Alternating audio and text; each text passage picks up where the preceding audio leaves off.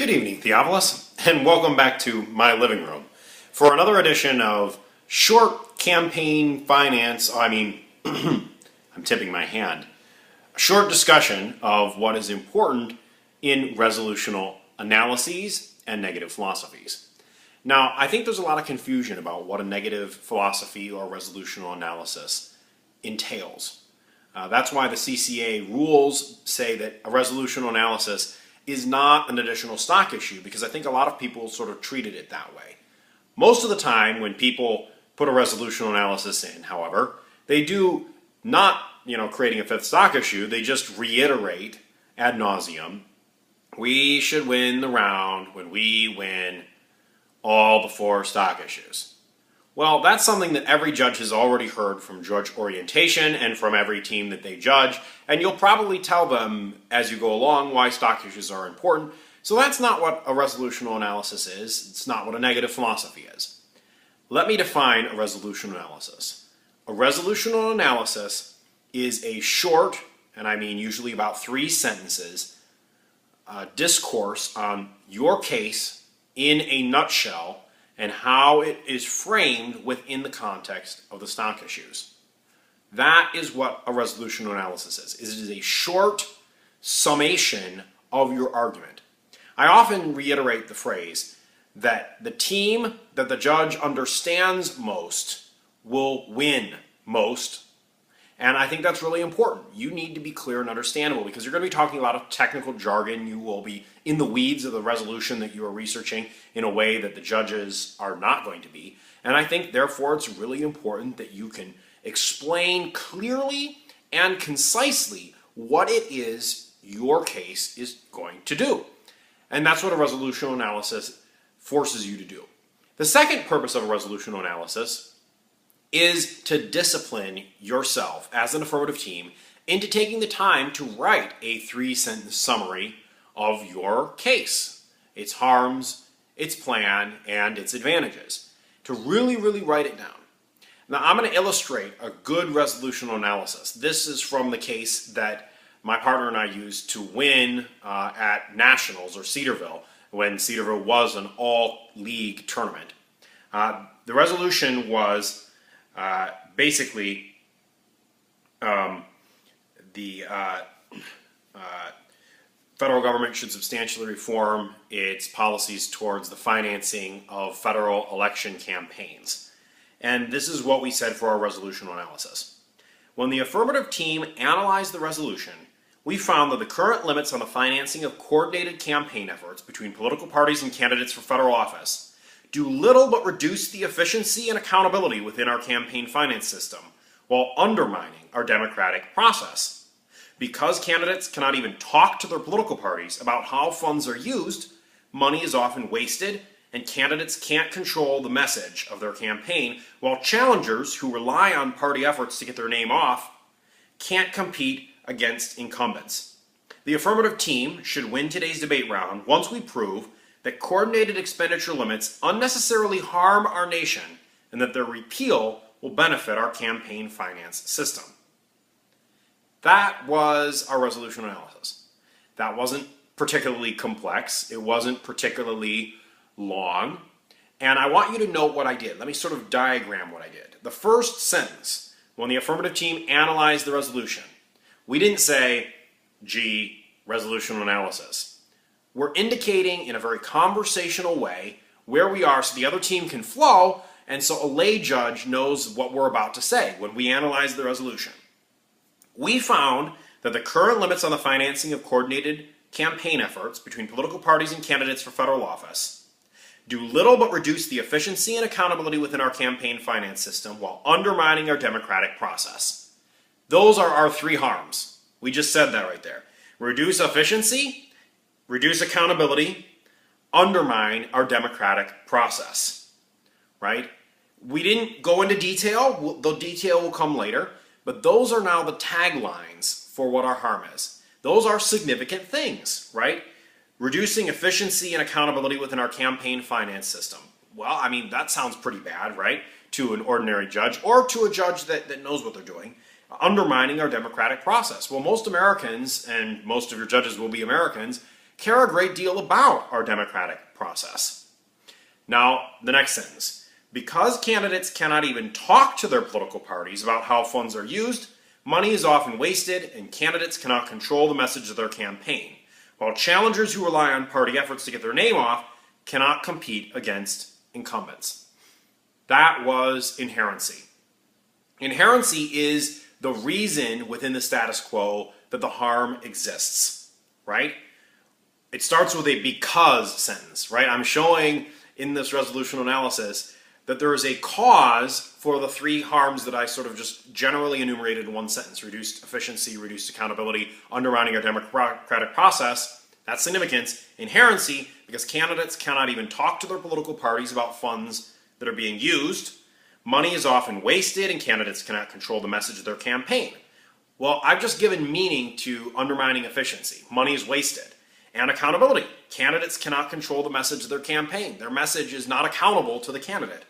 While challengers who rely on party efforts to get their name out cannot compete against incumbents. Well, that undermines our democratic process, right? When no one but incumbents can win an election and challengers can never win an election, Mr. Smith can't go to Washington, right?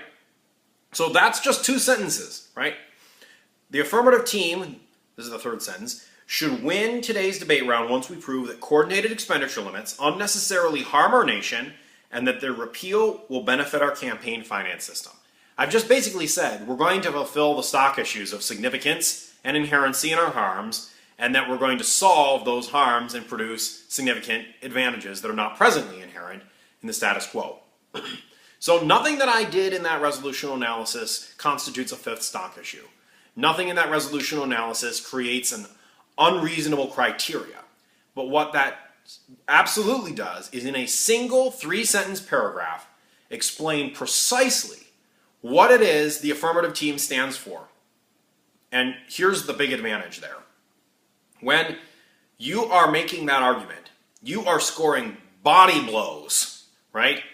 In sort of a boxing kind of a match, you're scoring body blows against the status quo. And the judge is being persuaded, and you are increasing your own credibility and ethos. You're especially doing that because you're concise and understandable. It also gives a summation, a roadmap for everything else that's going to happen in the case. Now, I like to put the resolutional analysis at the end of the definitions, right before observation to the harms. Because what that does is you're defining the terms of the discussion, right? And the resolutional analysis defines how you are interpreting the resolution, right? What specific issues within a broad topic that the resolution provides are you going to be addressing? So that's what a resolutional analysis is, and that's what it's for. A negative philosophy is the counterweight to that. Usually a negative philosophy isn't going to be as precise as the resolutional analysis, because you don't have basically unlimited amount of time to think about the precise wording.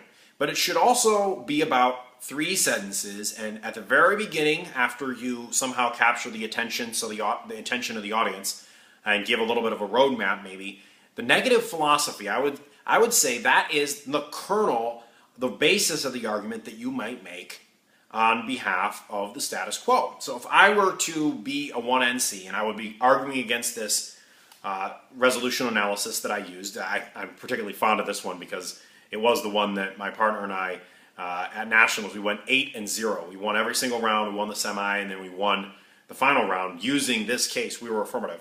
I'm so fond of it, that's why I'm using it. But if I were to come up against it, I would say something like, unlike what the affirmative team tells you, the current limits on the financing of campaign coordination efforts preserve essential anti-corruption interests and preserve, rather than undermine, the integrity of our democratic process. That's because prior to campaign finance coordinated expenditure limitations, wealthy individuals would attempt to purchase elections and influence through those elections by donating significant amounts of money to parties and then earmarking that money so that the party would then wink, wink, nudge, nudge to the candidate and say basically, well, our great friend Mr. So-and-so has made a generous donation to our campaign that allows us to spend money on your behalf, candidate. So remember, when you are coordinating with us, we're really just sort of a front for the people who gave an unlimited amount of money to us, and then that allows the circumvention of campaign finance limits in the first place. So it would be, a theory, right? That's what a negative philosophy is. I would have attacked the harm and I would have said, wait a minute, turn these undermining efficiency, accountability, the democratic process. It's the exact opposite.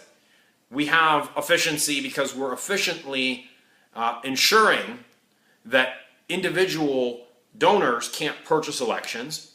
We have accountability to the democratic process. We have accountability to the American people instead of accountability just to candidates and parties and to wealthy donors. And finally, as far as the integrity of the democratic process, well, Buckley v. Vallejo by the Supreme Court in 1976 said that the only real permissible reason for campaign finance restrictions is to ensure that there is no corruption and that there is no appearance of corruption on behalf of the American public. The voting public need to have faith in their system. And these limitations ensure that faith, right? And so a negative philosophy is a direct attack in a short amount of time on the kernel, the crux of the affirmative's claims. Now from there I would dive right into the line by line and I'd go harm by harm, etc., etc. But what it does is it allows the negative team to score body blows against the narrative that the affirmative team is trying to create. Now, if you fail to summarize your case as an affirmative team and go through the disciplining process of reducing your argument to 3 sentences and then putting that at the end of your definitions, you are leaving points on the table and you should be ashamed of yourself. And if, as the negative team, you do not take the extra 30 seconds that it'll take in the prep time and the extra 30 seconds that it'll take at the beginning of your speech to lay out a roadmap of the essential kernel of your argument in contradiction to the affirmative argument, you are unworthy of calling yourself an excellent debater. And I know that being an excellent debater is something that all of you feel an obligation to become. From Chicago, this is Elliot Gaiser, and it's been a pleasure.